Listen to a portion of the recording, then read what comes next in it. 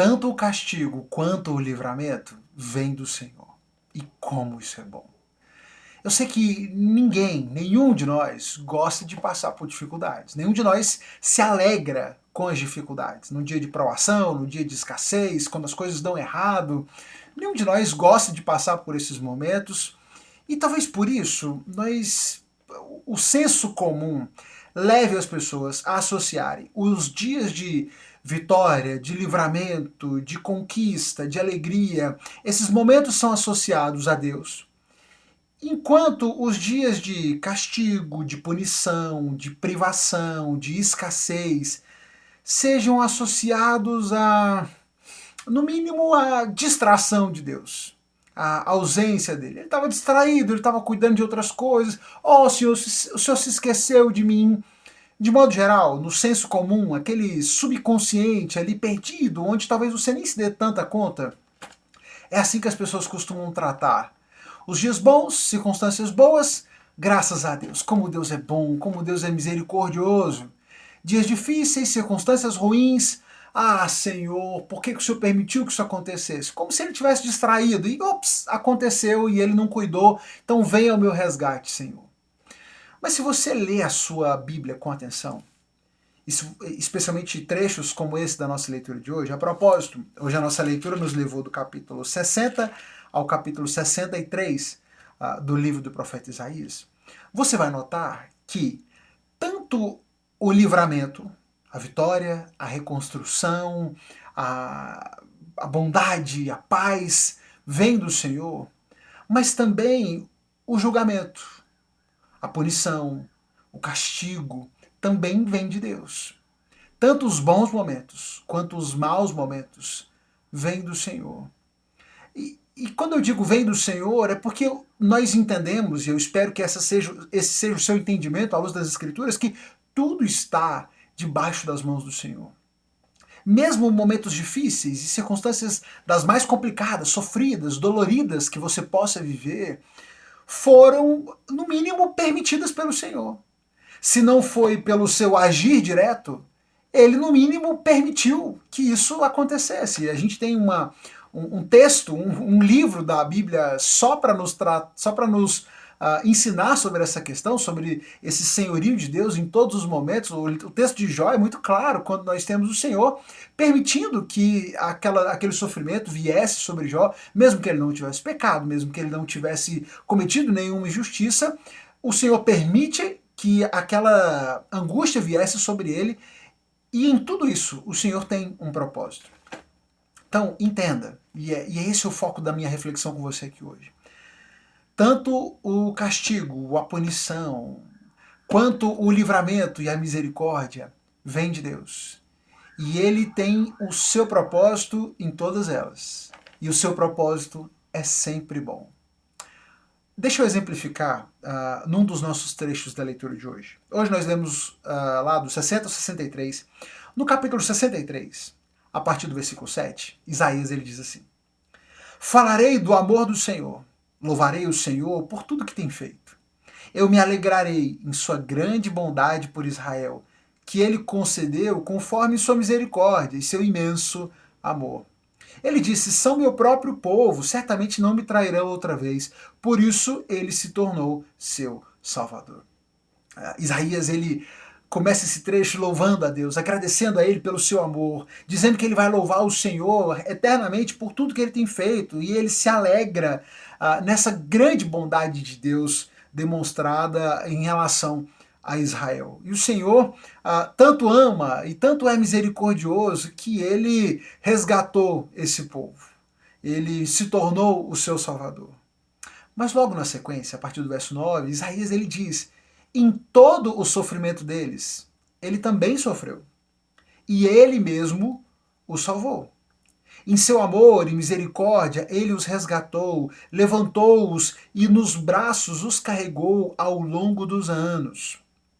Perceba que Isaías ele reconhece que em tudo aquilo que eles sofreram, em tudo aquilo que o povo sofreu, e ao longo de todo esse tempo, o Senhor esteve com eles, o Senhor esteve com esse povo. Quando eles sofreram, o Senhor também sofreu.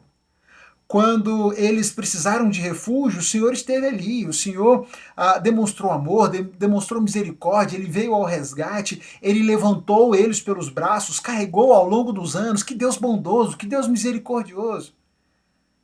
Mas no verso 10, ele vai dizer: mas eles se rebelaram e entristeceram seu Espírito Santo.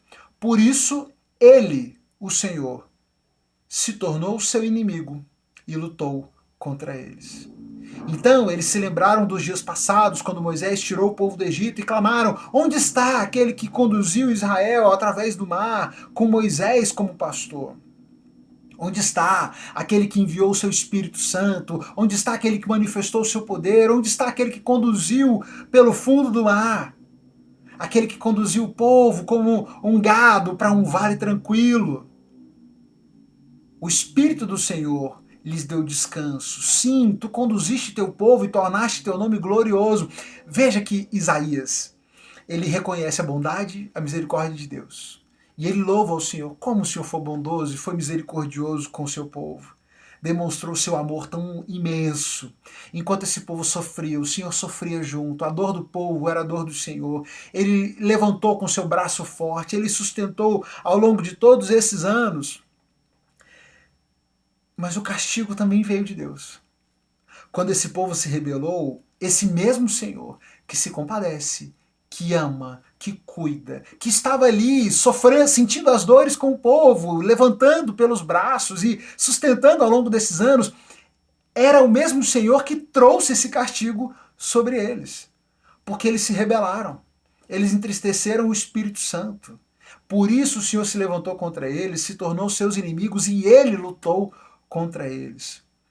Os males, o julgamento, a privação, a provação, os anos de angústia que o povo de Israel viveu, não foram acaso, não foram por acaso.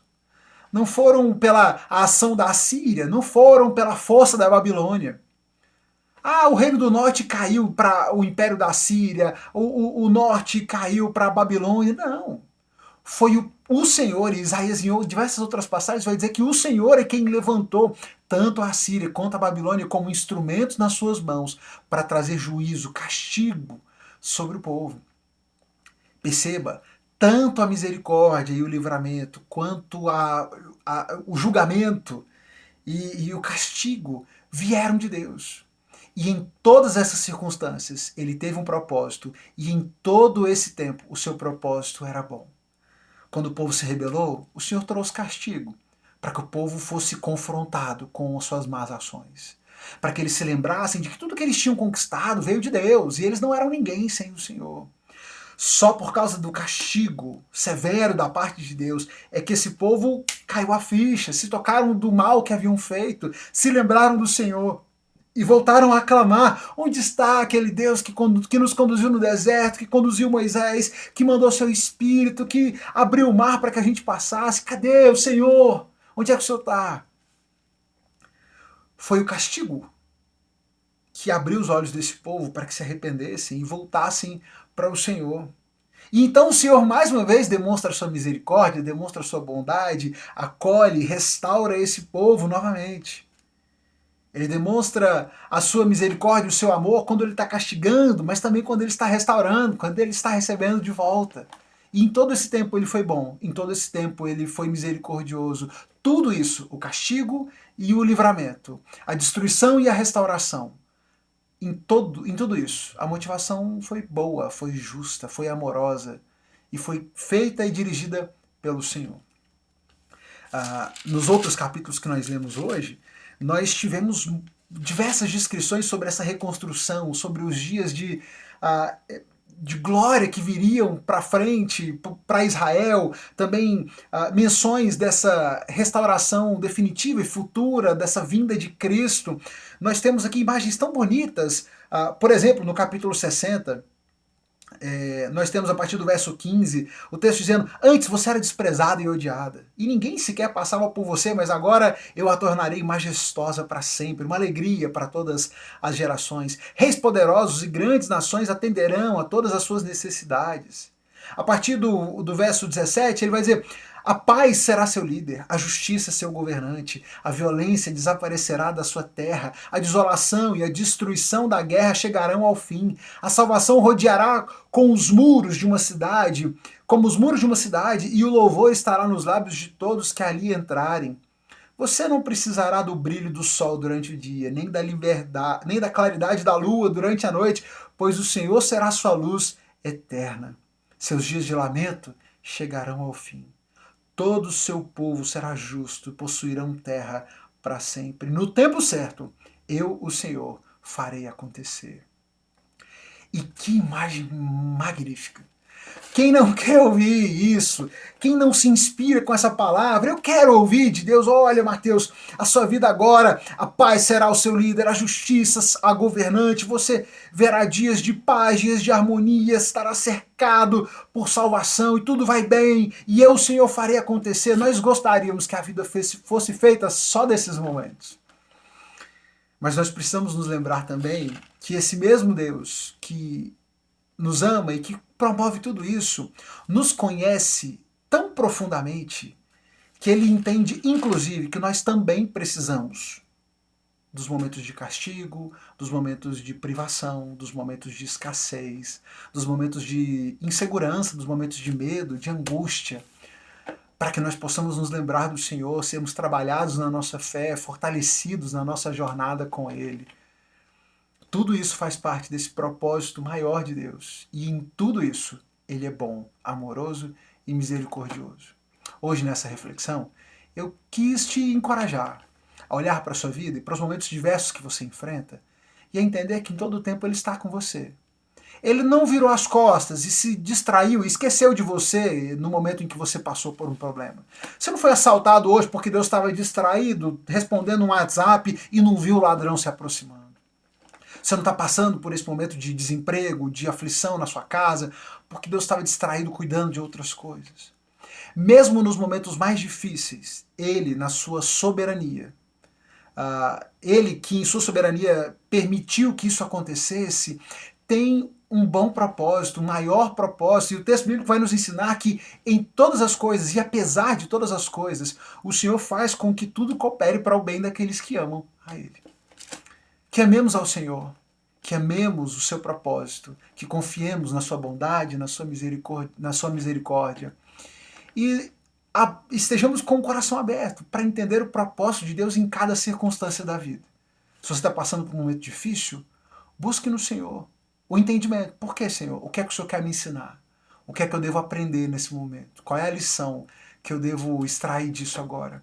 Se você está passando por um momento assim de restauração, de alegria, como esses descritos, desfrute, receba, dê graças ao Senhor. Desfrute a alegria que o Senhor tem te proporcionado. Mas nunca nos esqueçamos que tudo que vier, em tudo que vier, confiemos no Senhor, na sua bondade, no seu amor e sejamos gratos a Ele por tudo que Ele tem feito por nós, pelas nossas vidas, pelas nossas famílias. Dependa dele em todo o tempo. Confie nele em todo o tempo, mesmo nos dias difíceis. Nada acontece porque ele estava distraído. Em tudo ele tem propósito e o propósito dele é sempre bom. Compartilhe essa mensagem com alguém que possa ser abençoado por ela, um amigo, um familiar, manda para alguém, clica na setinha, encaminha essa reflexão e volta amanhã. A gente segue lendo o livro do profeta Isaías, extraindo novas lições. A propósito, amanhã é nosso último dia de leitura. Vamos ler do capítulo 64 ao 66, vamos concluir a leitura do livro do profeta Isaías. Então espero você aqui amanhã. Deus te abençoe.